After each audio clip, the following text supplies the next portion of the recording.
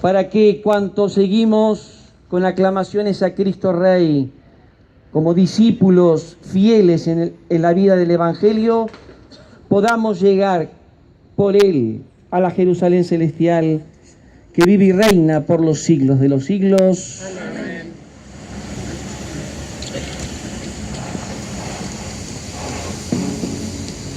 Cantamos arriba nuestros ramos.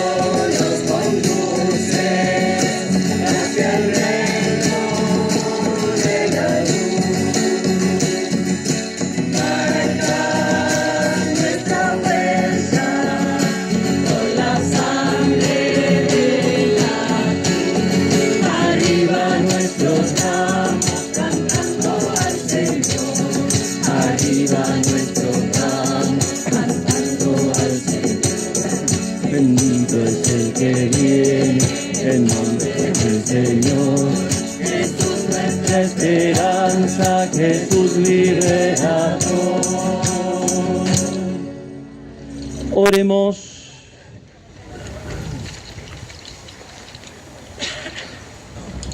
Padre, tú mostraste a los hombres el ejemplo de humildad de nuestro Salvador, que se encarnó y murió en la cruz.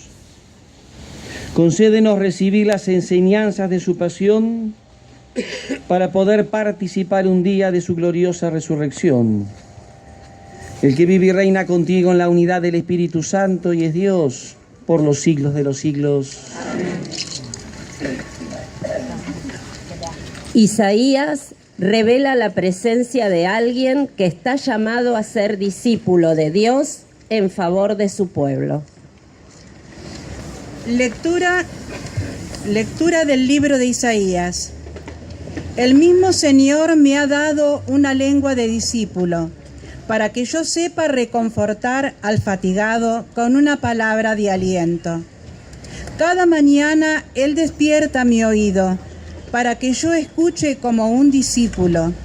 El Señor abrió mi oído y yo no me resistí ni me volví atrás. Ofrecí mi espalda a los que me golpeaban y mis mejillas a los que me arrancaban la barba.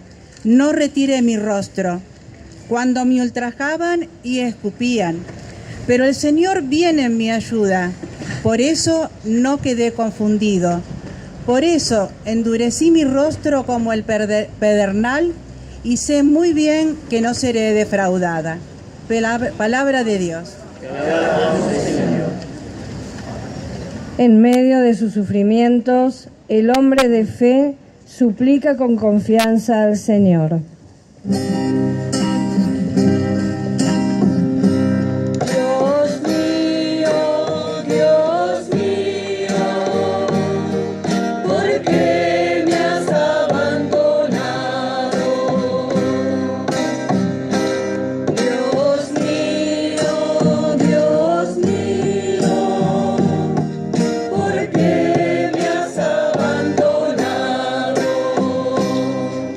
Los que me ven se burlan de mí. Hacen una mueca y mueven la cabeza diciendo: confío en el Señor, que Él lo libre, que lo salve, si lo quiere tanto. Dios mío, ¿por qué me has abandonado? Me rodea una jauría de perros, me asalta una banda de malhechores. Taladran mis manos y mis pies. Yo puedo contar todos mis huesos. Dios mío,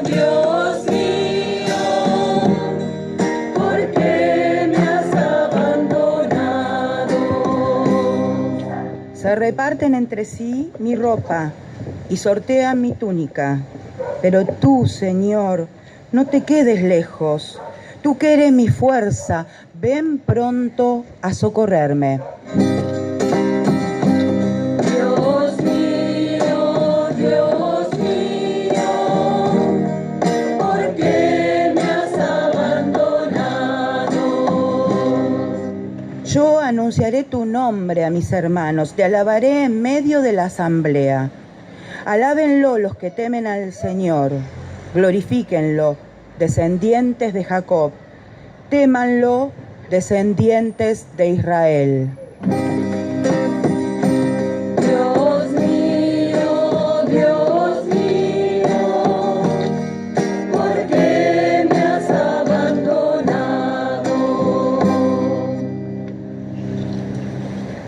Pablo revela la actitud y la acción de Jesús, que asume la muerte como entrega que nos reconcilia con el Padre.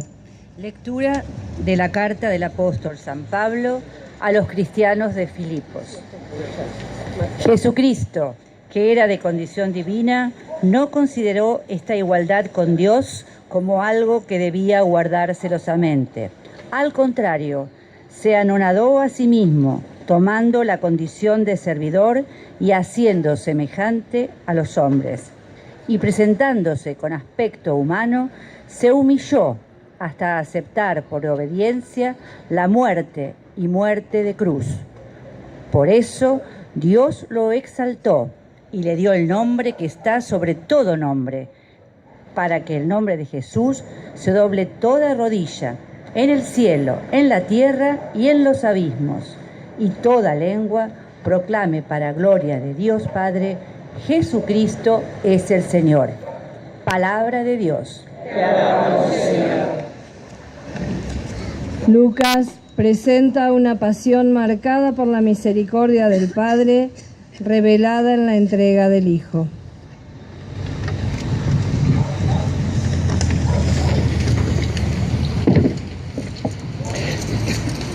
Si durante Lectura de la Pasión. ¿Alguien quiere o necesita sentarse?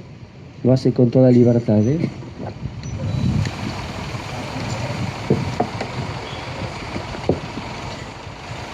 Pasión de nuestro Señor Jesucristo según San Lucas. Llegó el día de los ázimos, en el que se debía inmolar la víctima pascual. Cuando fue la hora, Jesús se sentó a la mesa con los apóstoles y les dijo: He deseado ardientemente comer esta Pascua con ustedes antes de mi pasión, porque les aseguro que ya no la comeré más hasta que llegue a su pleno cumplimiento en el reino de Dios. Y tomando una copa, dio gracias y dijo: Tomen y compártanla entre ustedes, porque les aseguro que desde ahora no beberé más el fruto de la vid hasta que llegue el reino de Dios. Luego tomó el pan, dio gracias, lo partió y lo dio a sus discípulos diciendo: Esto es mi cuerpo que se entrega por ustedes. Hagan esto en memoria mía.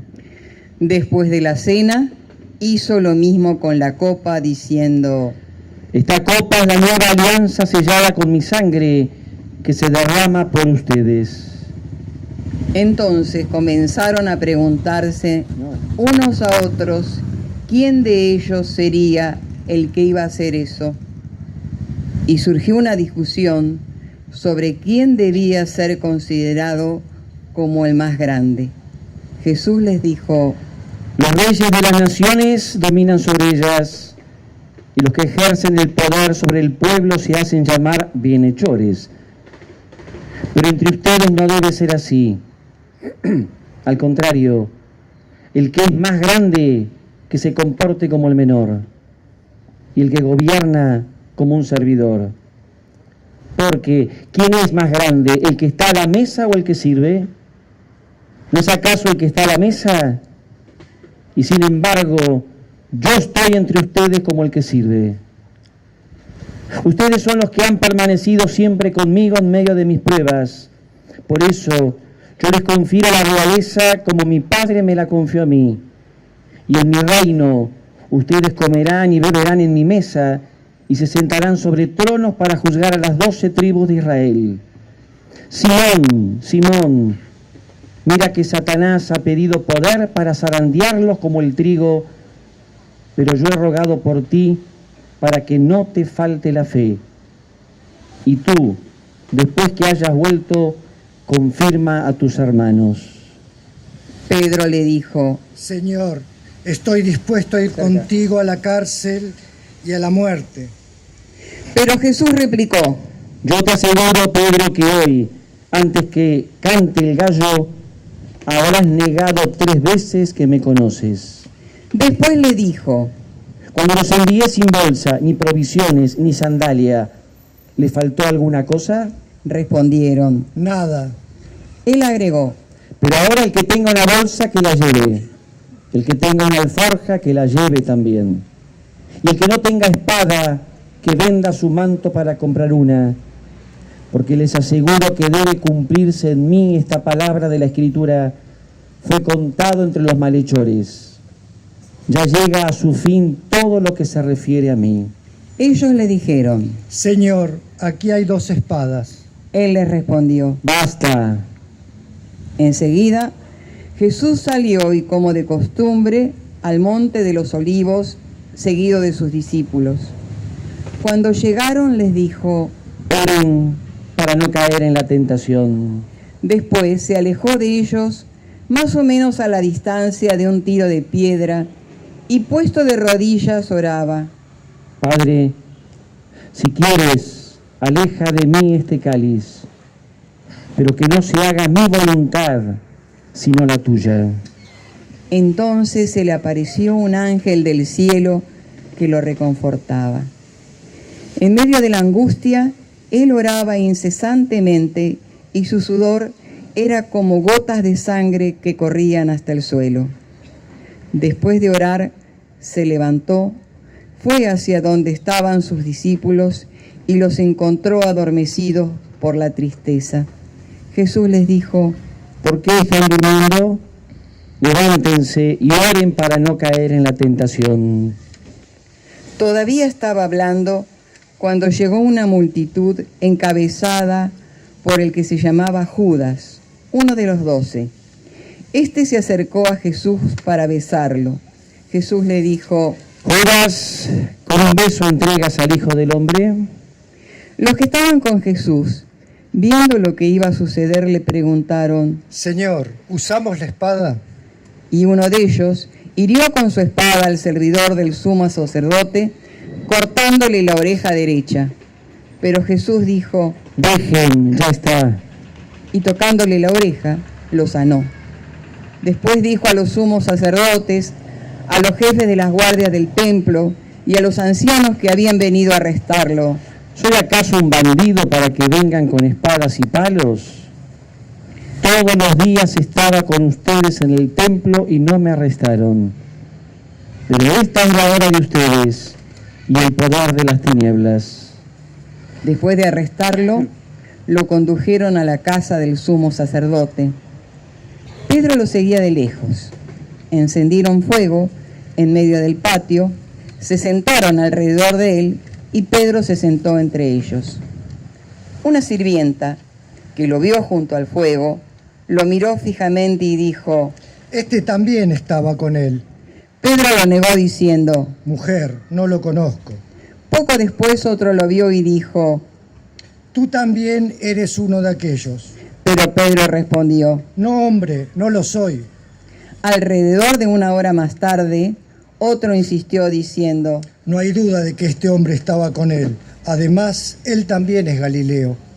Dijo Pedro: Hombre, no sé lo que dices.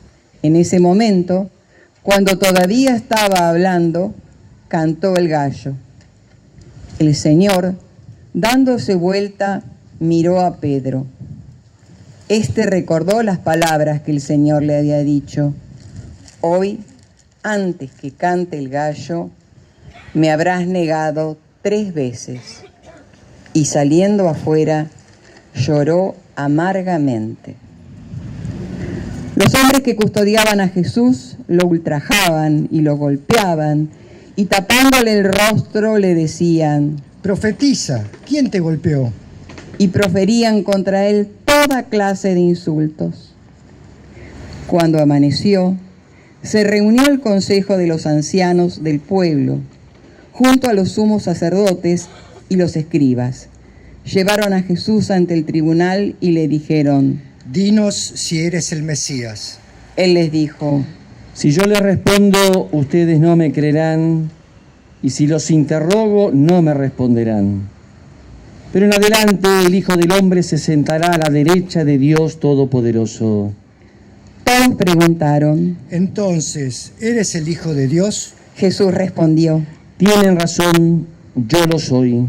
Ellos dijeron: ¿Acaso necesitamos otro testimonio? Nosotros mismos lo hemos oído de su propia boca. Después se levantó toda la asamblea y lo llevaron ante Pilato. Y comenzaron a acusarlo diciendo: Hemos encontrado a este hombre incitando a nuestro pueblo a la rebelión, impidiéndole pagar los impuestos al emperador y pretendiendo ser el rey Mesías. Pilato lo interrogó diciendo: ¿Eres tú el rey de los judíos? ¿Tú lo dices? Le respondió Jesús. Pilato dijo a los sumos sacerdotes y la multitud: No encuentro en este hombre ningún motivo de condena. Pero ellos insistían. Subleva al pueblo con su enseñanza en toda Judea. Comenzó en Galilea y ha llegado hasta aquí. Al oír esto, Pilato preguntó si ese hombre era Galileo, y habiéndose asegurado de que pertenecía a la jurisdicción de Herodes, se lo envió. En esos días, también Herodes se encontraba en Jerusalén. Herodes se alegró mucho al ver a Jesús. Hacía tiempo que deseaba verlo, por lo que había oído decir de él, y esperaba que hiciera algún prodigio en su presencia. Le hizo muchas preguntas, pero Jesús no le respondió nada. Entretanto, los sumos sacerdotes y los escribas estaban allí y lo acusaban con vehemencia. Herodes y sus guardias después de tratarlo con desprecio y ponerlo en ridículo, lo cubrieron con un magnífico manto y lo enviaron de nuevo a Pilato. Y ese mismo día, Herodes y Pilato, que estaban enemistados, se hicieron amigos. Pilato convocó a los sumos sacerdotes, a los jefes y al pueblo y les dijo: Ustedes me han traído a este hombre acusándolo de incitar al pueblo a la rebelión, pero yo lo interrogué delante de ustedes y no encontré ningún motivo de condena en los cargos que lo acusan, ni tampoco Herodes, ya que él lo ha devuelto a este tribunal. Como ven, este hombre no ha hecho nada que merezca la muerte. Después de darle un escarmiento, lo dejaré en libertad. Pero la multitud comenzó a gritar: ¡Que muera este hombre! ¡Suéltanos a Barrabás! A Barrabás lo habían encarcelado por una sedición que tuvo lugar en la ciudad y por homicidio. Pilato volvió a dirigirles la palabra con la intención de poner en libertad a Jesús, pero ellos seguían gritando: ¡Crucifícalo! ¡Crucifícalo! Por tercera vez les dijo: ¿qué mal ha hecho este hombre? No encuentro en él nada que merezca la muerte. Después de darle un escarmiento, lo dejaré en libertad. Pero ellos insistían a gritos, reclamando que fuera crucificado, y el griterío se hacía cada vez más violento. Al fin, Pilato resolvió acceder al pedido del pueblo, dejó en libertad al que ellos pedían, al que había sido encarcelado por sedición y homicidio, y a Jesús lo entregó al arbitrio de ellos. Cuando lo llevaban, detuvieron a un tal Simón de Cirene que volvía del campo y lo cargaron con la cruz para que la llevara detrás de Jesús. Lo seguían muchos del pueblo y un buen número de mujeres que se golpeaban el pecho y se lamentaban por él. Pero Jesús, volviéndose hacia ellas, les dijo: hijas de Jerusalén, no lloren por mí, lloren más bien por ustedes y por sus hijos, porque se acerca el tiempo en que se dirá: felices las estériles, felices los vientres que no concibieron y los pechos que no amamantaron. Entonces se dirá a las montañas: caigan sobre nosotros, y a los cerros: sepúltennos, porque si así tratan de la leña verde, ¿qué será de la leña seca? Con él llevaban también a otros 2 malhechores para ser ejecutados. Cuando llegaron al lugar llamado del Cráneo, lo crucificaron junto con los malhechores, uno a su derecha y el otro a su izquierda. Jesús decía: Padre, perdónalos porque no saben lo que hacen. Después se repartieron sus vestiduras, sorteándolas entre ellos. El pueblo permanecía allí y miraba. Sus jefes, burlándose, decían: ha salvado a otro, que se salve a sí mismo, si es el Mesías de Dios, el elegido. También los soldados se burlaban de él y, acercándose para ofrecerle vinagre, le decían: si eres el rey de los judíos, sálvate a ti mismo. Sobre su cabeza había una inscripción: este es el rey de los judíos. Uno de los malhechores crucificados lo insultaba diciendo: ¿no eres tú el Mesías? Sálvate a ti mismo y a nosotros. Pero el otro le increpaba diciéndole: ¿no tienes temor de Dios? Tú que sufres la misma pena que Él. Nosotros la sufrimos justamente porque pagamos nuestras culpas, pero Él no ha hecho nada malo. Y decía: Jesús, acuérdate de mí cuando llegues a tu reino. Él le respondió: yo te aseguro que hoy estarás conmigo en el paraíso. Era alrededor del mediodía.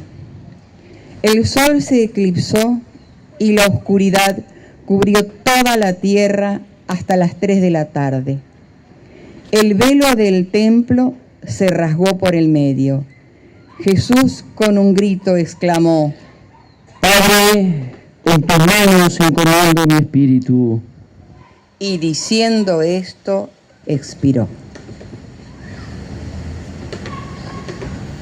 Cuando el centurión vio lo que había pasado, alabó a Dios exclamando: Realmente este hombre era un justo. Y la multitud que se había reunido para contemplar el espectáculo, al ver lo sucedido, regresaba golpeándose el pecho. Todos sus amigos y las mujeres que lo habían acompañado desde Galilea permanecían a distancia contemplando lo sucedido. Llegó entonces un miembro del consejo llamado José, hombre recto y justo que había disentido con las decisiones y actitudes de los demás. Era de Arimatea, ciudad de Judea, y esperaba el reino de Dios. Fue a ver a Pilato para pedirle el cuerpo de Jesús. Después de bajarlo de la cruz, lo envolvió en una sábana y lo colocó en un sepulcro cavado en la roca, donde nadie había sido sepultado. Era el día de la preparación y ya comenzaba el sábado.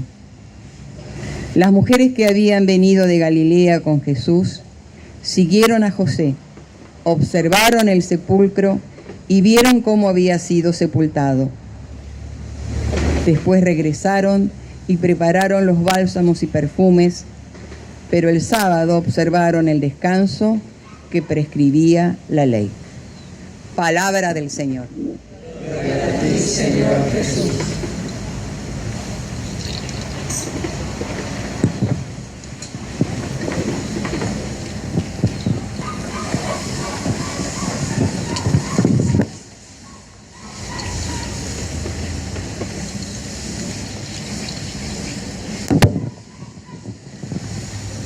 Un texto que cuando se proclama de esta manera, además de ser palabra de Dios que se anuncia, tiene, yo diría, casi una pedagogía. Leerlo todo nos ayuda a entender el mensaje central. No es un texto pequeñito suelto, es toda la pasión que se lee. Y una pasión que trata no de mostrar tipo informativo algunas cositas sueltas, sino desentrañar lo más profundo que está en juego. Evidentemente en el corazón está Jesús, pero no es simplemente un Jesús que muere. Todo lo que acontece se vuelve revelador, se vuelve enseñanza, se vuelve propuesta. Todos los gestos, las palabras, todo está pensado, todo está medido. Que el texto 3 veces use la palabra Padre en momentos claves, no está porque sí. Se quiere decir que Jesús es el Hijo, que por amor al Padre vive un encuentro con Él, una intimidad con Él, y vive ese momento dramático para Él, con esa certeza: papá está, papá me acompaña. Y son momentos fundamentales. Cuando ora, porque Él, que le pide a los discípulos que se cuiden de no caer en la tentación, está expuesto a la tentación. Si es posible, líbrame de esta hora. Esa es la tentación. Pero que no se haga mi voluntad. Es el Hijo que está viviendo el drama de lo que viene y confía. Padre, perdonalos porque no saben lo que hacen. La otra tentación, que se mueran. ¿Qué los voy a perdonar? No. Es el Hijo que ama al Padre y aprende del Padre ese amor y es capaz de perdonar a aquellos que lo están liquidando. Y el momento final: Padre, en tus manos encomiendo mi espíritu, la donación total. Esto no pesa. ¿Ven? No estamos hablando de un cuentito, de una mera historieta. Estamos mostrando al Hijo de Dios que en el momento final quiere testimoniar, quiere manifestar cómo Él es el Hijo amado del Padre y el Hijo que ama al Padre. Y yo diría, en la misma sintonía, Lucas sobre todo habla de los discípulos. Toda la primera parte está dedicada a ellos. Y es interesantísimo, habría que tener más tiempo, no me voy a extender, pero cómo se va mostrando todo lo que piensan, lo que sienten, lo que les acontece, sus dudas, Desde un Pedro que lo niega, es un cobarde. No, sáquense de la cabeza que Pedro es cobarde. Es muy fácil decir, Pedro es un cobarde. Pedro, por Dios. No, Pedro está llegando a un momento clave. Pedro lo entendía mal a Jesús, como nos puede pasar a cualquiera de nosotros. ¿Quién a veces no construyó un Dios a su medida? ¿Quién no construye un Jesús en comodidad? ¿Qué me gusta de él? Me quedo con esto. Pedro quiso manejarlo a Jesús y llegó un momento en que se dio cuenta que no. Ahí percibe, siente que no estaba creyendo en el auténtico Jesús. ¿Y Jesús qué hace? ¿Captaron esa frase? Jesús lo miró. En la Escritura, siempre mirar, sobre todo cuando viene de Dios, implica amor y implica elección. No le pasa factura, no lo reta, lo mira. ¿Y qué hace Pedro? Lloró amargamente. El signo más rico de la conversión. Ahí Pedro empieza a entenderlo a Jesús. Y ahí va a darse cuenta, y a partir de ahí, todo lo que fue la pasión y los gestos de Jesús con ellos. Deseó comer la Pascua, se dijo servidor de ellos, lo llama a ser servidor de los demás. A Pedro, te van a probar, te van a exigir, fortalecete en la fe porque tenés que fortalecer en la fe a tus hermanos. El discípulo es el que aprende de Jesús. Y el tema de hoy a pensar es esto: los que estamos acá, si estamos acá, es porque creemos. Y si creemos, somos discípulos.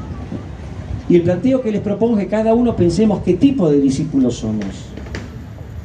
¿El Pedro antes de la mirada de Jesús o el Pedro después? ¿Construimos un Jesús a medida? ¿Nos quedamos en un aspecto? ¿Nos contentamos con alguna cosita? ¿O vamos dejando que Jesús se meta en lo más profundo de nosotros para que seamos hombres nuevos? Si escuchar con atención la primera lectura de Isaías, aparece la palabra discípulo 2 veces al comienzo, una tercera después. Un personaje desconocido, pero que se va a jugar por su pueblo. No es un líder ideologizado, es un hombre de Dios. Por eso tiene que abrir el oído y tiene que soltar la lengua. Abrir el oído es escuchar lo que Dios dice. Soltar la lengua implica asumir como vida y como anuncio la propuesta de Dios. Y este es el desafío. El acontecimiento pascual de Jesús engendra una comunidad nueva. Lucas es el evangelista que hace girar todo en torno a una frase: ustedes son testigos de todo esto. ¿Y quién es testigo? El que presenció, el que estuvo ahí, el que vivió el momento, el que dejó que el momento realmente lo impacte, el que hizo experiencia, en este caso del Cristo y del Cristo que da la vida. Y este es el desafío para nosotros. Decía al comenzar la misa, otra Semana Santa. Yo les pido, no seamos rutinarios. Esta Semana Santa no es igual a la del año pasado. Y ojalá no sea igual porque yo la estoy asumiendo distinto. Porque entiendo que el acontecimiento de la Pascua sigue prolongándose. El Cristo que da la vida es para que el hombre sea nuevo. Y tenemos mucho de hombre viejo. Nuestro país tiene mucho de hombre viejo. Esta cultura tiene mucho de hombre viejo. Este tiempo tiene mucho de hombre viejo. Hombre viejo no es la edad, es lo antiguo. El lenguaje de Pablo es el hombre que no cambió según los valores de Dios, según el proyecto de Dios. Y entonces vivimos otra Semana Santa en este barrio, en esta ciudad, en esta provincia, en este país, en este mundo. ¿Qué tenemos que hacer como discípulos de Jesús hoy y acá? ¿Cuál es el mensaje del Cristo que muere por los hombres? El primero es esto: amor a los hombres. No es muy frecuente esto. El acontecimiento pascual redescubre el sentido de la humanidad, recupera el valor de la humanidad, no como un discursito barato, como un cambio de mentalidad que provoca un cambio de vida. El hombre que se hace responsable por el hombre. Hay una frase bellísima del profeta Isaías: no te despreocupes de tu propia carne. No te desatiendas del otro. Pero también la Pascua, así como humaniza, diviniza. Nos participa algo nuevo a Dios. Su vida, su proyecto, su pensar, su valorar, su obrar. Por eso el Cristo que da la vida es el servidor del hombre. Es la gran escuela para una iglesia que tiene que aprender a ser servidora del hombre. Es la gran escuela para todo discípulo, nosotros que estamos llamados a ser servidores del hombre, para construir un mundo verdaderamente humano. Después podremos bajarlo cada uno a su propia realidad, a sus propios momentos, a sus dimensiones, a sus espacios. Pero reconozcamos que estamos perdiendo mucha humanidad. Jesús nos vuelve a descubrir que a Dios le interesa tanto el hombre, tanto a la persona humana, que le entregó su Hijo. Esto no es un cuentito, es el corazón de la fe. Y la fe siempre se manifiesta en la vida.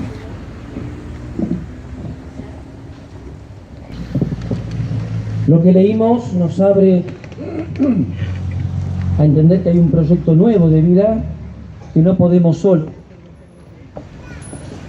Necesitamos siempre de la ayuda de Dios, por eso presentemos nuestras oraciones. A cada intención rezamos: escúchanos, Señor, para que la Iglesia renueve su vocación de ser signo de la misericordia de Dios, promoviendo al hombre y anunciando a Jesucristo.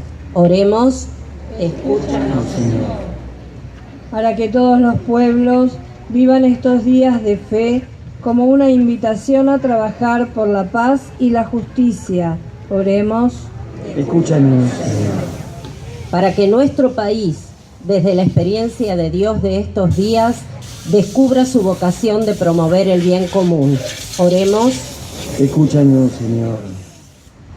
Para que los que perdieron la fe en estos días se sientan invitados a volver a descubrir el amor del Padre manifestado en Jesucristo. Oremos: escúchanos, Señor.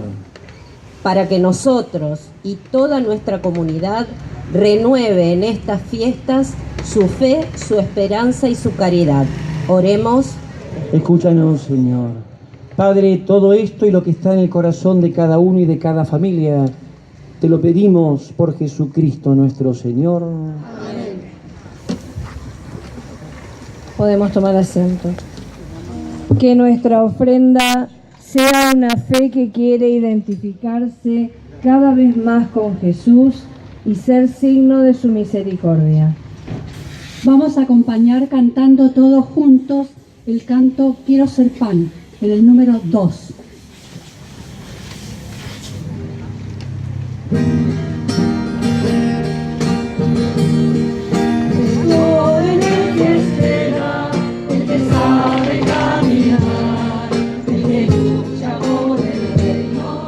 Volver la vista atrás, el que da su mano a otro, el que sabe transformar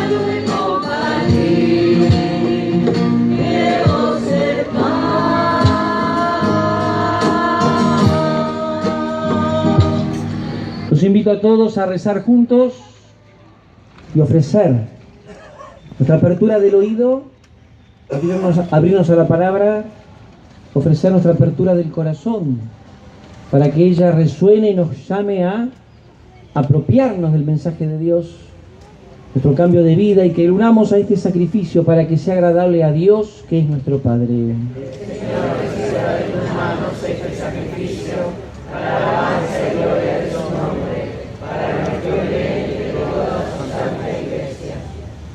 Padre, por la pasión de tu Hijo único, danos tu perdón. Y aunque no lo merecen nuestras obras, haz que lo recibamos de tu misericordia por este único sacrificio. Por Jesucristo nuestro Señor. Amén. El Señor esté con ustedes. Levantemos el corazón. Demos gracias al Señor nuestro Dios. En verdad es justo y necesario darte gracias, Padre, por Cristo Señor nuestro. Él, que era inocente, quiso padecer por los pecadores y fue condenado injustamente para salvar a los culpables. Al morir, borró nuestros pecados y al resucitar nos obtuvo la salvación. Por eso, con los ángeles y con los santos, llenos de alegría, cantamos. Santo, santo, santo es el Señor, Dios del universo. Santo, santo, santo es el Señor, Dios del universo.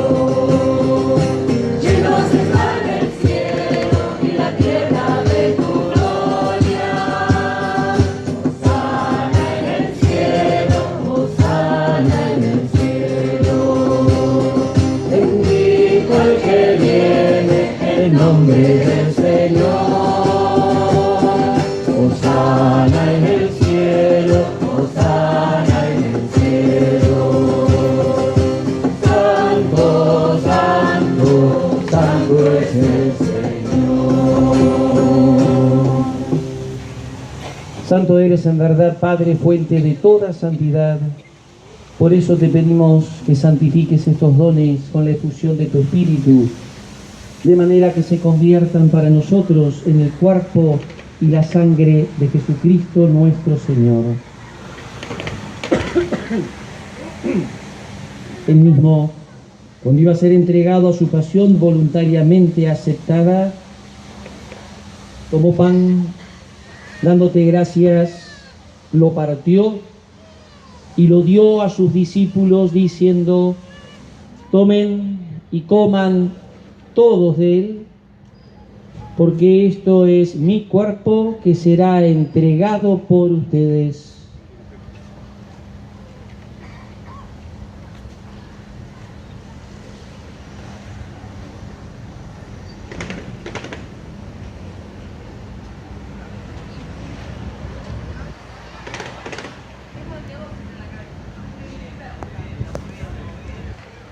Del mismo modo, acabada la cena, tomó el cáliz y dándote gracias de nuevo lo pasó a sus amigos diciendo: tomen y beban todos de él, porque este es el cáliz de mi sangre, sangre de la alianza nueva y eterna, que será derramada por ustedes y por muchos para el perdón de los pecados.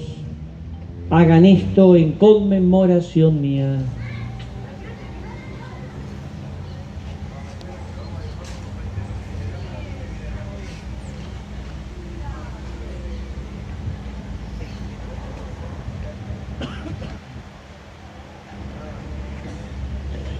Este es el misterio de la fe. Anunciamos tu muerte, Señor, y proclamamos tu resurrección hasta que vuelvas. Así, Padre, al celebrar ahora el memorial de la muerte y resurrección de tu Hijo, te ofrecemos el pan de vida y el cáliz de salvación, y te damos gracias porque nos haces dignos de servirte en tu presencia. Te pedimos que el Espíritu Santo congregue en la unidad a cuantos participamos del cuerpo y sangre de Cristo.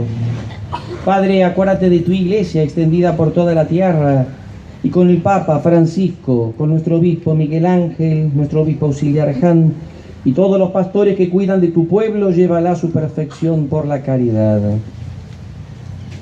Acuérdate de nuestros hermanos difuntos, cuya fe solo tú conociste, admítelos a contemplar la luz de tu rostro.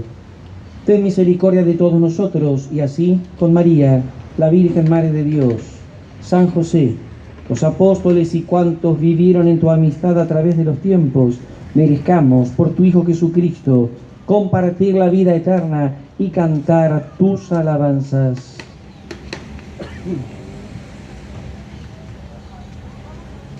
Por Cristo, con Él y en Él, a ti Dios Padre Omnipotente, en la unidad del Espíritu Santo, todo honor y toda gloria, por los siglos de los siglos. Amén.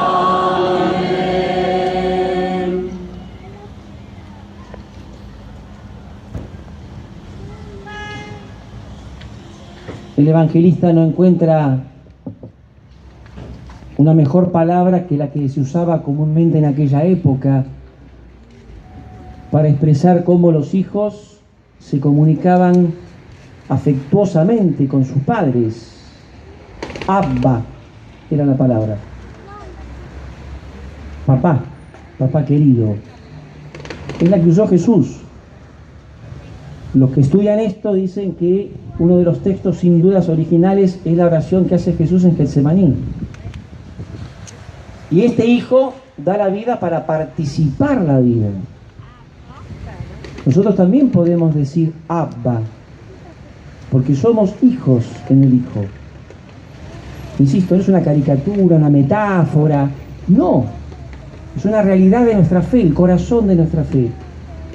Por eso, en este momento de la celebración, Jesús vuelve a compartirnos eso que enseñó, que compartió, que le dio los suyos, y así nosotros podemos alegremente volver a decir: Padre nuestro que estás en el cielo, santificado sea tu nombre, venga a nosotros tu reino, hágase tu voluntad en la tierra como en el cielo.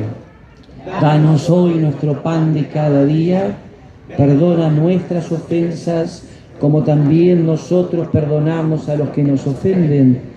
No nos dejes caer en la tentación y líbranos del mal.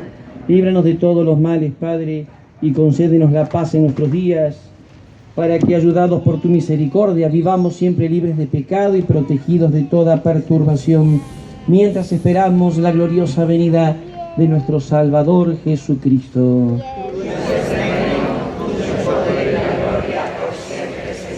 Señor Jesús, que dijiste a tus amigos: la paz les dejo, mi paz les doy. No tengas en cuenta nuestro pecado, sino la fe de tu iglesia. Y conforme a tu palabra, concédenos la paz y la unidad, vos que vivís y reinás por los siglos de los siglos. Amén. Que la paz de Jesús esté con todos ustedes. Si entendemos que el Padre de Jesús es el nuestro, tenemos que entender con la misma riqueza e intensidad que somos hermanos. Esto cuesta un poco más. Cuesta un poco más. Y más hoy. Sin embargo, desde la fe realidad viva, fraternalmente, tratando de descubrir al otro como hermano, nos damos la paz.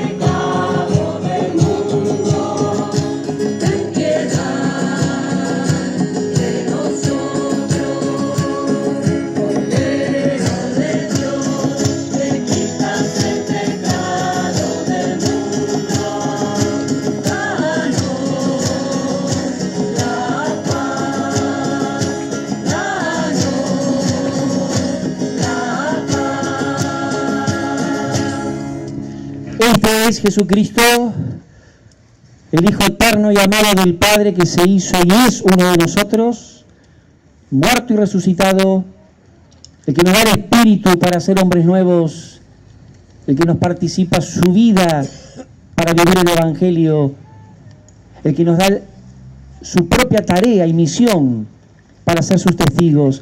Felices porque estamos invitados a alimentarnos participando de esta comida después de haber escuchado su palabra. Señor, no soy digno de que entres en mi casa, pero una palabra tuya bastará para sanarme. Si hay algún celíaco, que por favor se arrime acá al altar para comulgar. La Eucaristía alimenta nuestra fe para poder vivir como discípulos de Jesús, testigos de su Evangelio y comunicadores de su amor misericordioso. Vamos a acompañar el momento de la comunión cantando todos juntos Consolad, en el número 4.